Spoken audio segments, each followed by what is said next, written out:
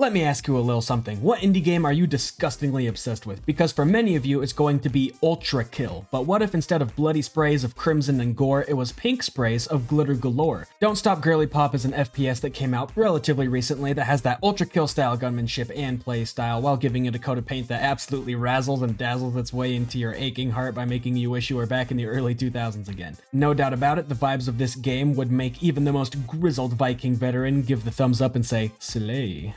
Because while Ultrakill was all about slay, Don't Stop Girly Pop was all about slay. My favorite thing about Ultrakill is the alt fires for all the different guns, and the fun gameplay styles those introduce. So when I'm playing something that seems really heavily inspired by Ultrakill, that's one of the first things I look for when I'm giving it my first spin. Let me tell ya, Girly Pop does keep it. Heck, some of the alt fire for these sparkle shooters were so bizarre I didn't even realize what they did at first. There was a clip of me on stream trying to figure out exactly what a portal shotgun is supposed to do. Spoiler alert, big explode. And hey, if you want to catch me on stream, I'm live every Tuesday afternoon, or anyway, Girly Pop does a great job at staying true to this subgenre's affinity towards goofy gun combos and insane alternate modes. Another one I took a liking to was the SMG that shoots like a Brazilian blobs on the enemy and then blows them up later, sort of like that part from the Incredibles movie where he gets glorbed on by a Brazilian of those ball thingies. Honestly, that clip always feels a little bit like some weird setup to a Rule 34 video to me, but also maybe I'm just a crazy gooner and I shouldn't have said that. Speaking of a Brazilian blobs, when told 4 Brazilians were killed in the incident, John Ultrakill responded, "How much is a Brazilian? Is that like one more than a billion?" Doubly speaking of Brazilians, since we're already on the topic, who else loved the Japan vs Brazil World Cup match because of how much Miku Yuri it spawned?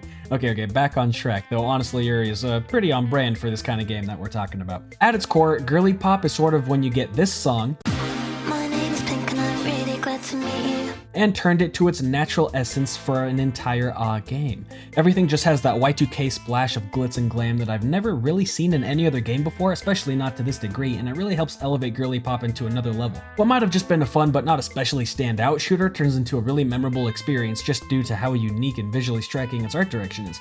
Or maybe a ton of games do this and I'm just a young adult male who doesn't get any ads for them and has no idea that they exist because I'm definitely not the target audience, but you never know. Maybe a Girly Pop version of Doom or even Dark Souls exists, and if they don't exist, they really should, which is, wait, did I just reinvent Bayonetta? What's even better is that you can also customize your guns in ways I really wish we could in more games. Well, not ultra in-depth or anything, it does really help personalize everything with pizzazz that really helps you let out your inner My Little Pony. And need I remind you, I am a straight adult male, but how could anyone not flow with this gun I customized? I call it the Blaha Blaster. Not to be confused with the Taco Bell drink that is equally flashy and equally banger. Gun pun, oh, and that rhymed. Sheesh, I'm on a roll. Also, how on earth do you pronounce Blaha, Blahaj, Blahea? Doubly, please donate $1 Brazilian to the channel so I can purchase my very own Blahaj. Anyway, adding to the vibe, there's also a classic flip phone that acts as the communication between you and the story narrator lady character that every game needs to get you from chapter to chapter. I'm not gonna pretend like this game has a crazy deep story that will have you changing your life by the end of it, but it's silly and it's really all it needs to be to get you from level to level, especially when you have one of those early 2000s bloopy style water papers, which is your hood. Really just helps bring everything together when it's on top of the pink, let me tell you. And dare I say, dare I slay, if you will, that maybe the game is too flashy for some. A few in chat did point out that it was a little possible to get a headache from the sheer unbridled slayness and silliness of it all, and while I, the motion-sick proof goat who never gets sick, was never affected by something like this, I could also see an argument for, yeah, this game can get a bit hard to see or know what's going on screen sometimes because it can get pretty glowy. Honestly though, I do see that as a bit more of a pro than a con because I get these blast 'em up games explicitly so I can go Ultra Instinct mode and just shoot everything on the screen with reckless abandon and come back to my senses 5 minutes later like I'm straight out of a Moon Knight scene and see a pile of bloody, battered, bodacious corpses after my Pippin and Poppin' soundtrack song ended and I'm left to ponder the actions of my Slayer character as I look upon the remnants of the slain splattered across the walls. JK, the game ain't that gory. Also, man, that was a mouthful. And hey, in case you were wondering if the cuteness also transferred into making the game a cute and easy breeze that takes no skill, you'd be wrong. That's another thing I really prioritize in games like this, whether or not it can get you low-key raging because you want to flex that you're playing on hard mode, but then realize you ain't cut out for this life and end up dying 30 times in a row to the same boss and low-key just end up straight tweaking instead. And boy oh boy does that game have a hard mode. Unlike Marvel Rivals, after you buy a Gooner skin though, this hard mode has nothing to do with your physical lower body and everything to do with that game difficulty. Anyway, that might have been just a weak excuse to squeeze in another innuendo, but you guys forget that some of my most loyal community members are straight up freaks and will call me out in the Discord if I don't say something at least once per video that would ruin a job interview. But don't worry everyone, employment goblins haven't come to steal me yet, not full time at least, not while college makes it so I have time to play Slay Ultrakill during lectures and hope none of my classmates judge me for putting 5 more pink sharks on top of my machine gun. As for the third thing I heavily look for in an FPS of this nature, I will say parkour systems always make games like these double the fun for me. That's why Severed Steel is probably my favorite single player FPS, and hey, if you like games like Ultrakill, then you should check out my video on the subgenre and all the cool hidden gems inside of it, link in the corner, hopefully. Anyway, as for the movement systems in Girly Pop, there is some, but some Steam reviews didn't quite jive with the vision for the movement. I won't say I personally hated it or found it really annoying, but I also didn't really find like it was particularly smooth or perfect.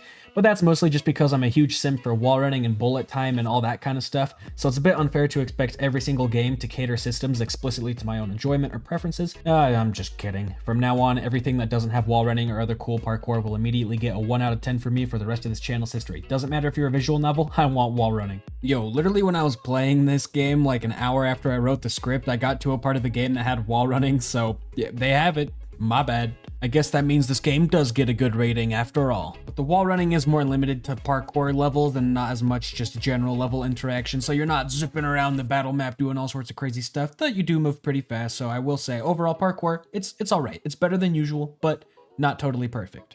So I guess it'll get a passing grade from me. Even if they do the video game thing where they put yellow paint on the walls you can run on. I know every single game does it and it's getting a little hard not to notice sometimes, I'm not gonna lie. But hey, I guess some yellow is a pretty welcome sight after all the pink we've been seeing lately, which is hopefully not something you say in bed. Alright, I think I've given you guys a pretty adequate picture of what this game has to offer in just a quick highlight reel. So if you like the idea of Ultrakill and My Little Pony getting mashed together in a terrifying amalgamation of 2 clashing aesthetics that absolutely give this game a shot. Like I said, it's pretty much a one-of-a-kind experience, and I think anyone remotely interested in this vibe would probably have a pretty fun time messing around with it, especially if you grab it on a Steam sale.